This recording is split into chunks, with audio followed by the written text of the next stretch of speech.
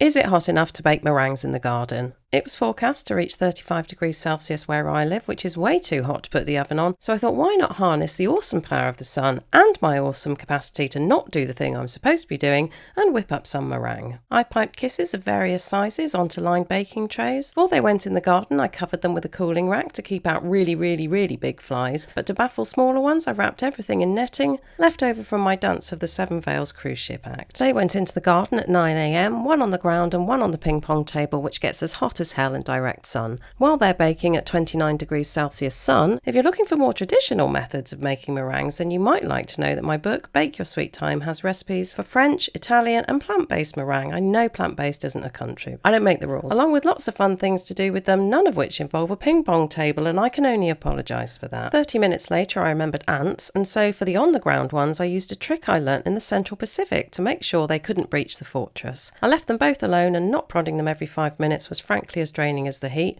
but 12 hours later, here's the results. Well, the ping pong batch lifted perfectly off the paper, which is what you'd look for in a properly baked oven meringue. Considering the table reached 45 degrees, I'm not surprised. The ground ones, unfortunately, were less successful and remained stuck. As for the eating, I'm definitely on the chewy side. Little ones are crunchy. So yes, you can make meringues in your garden in a heat wave, but only if it's not what you're supposed to be doing.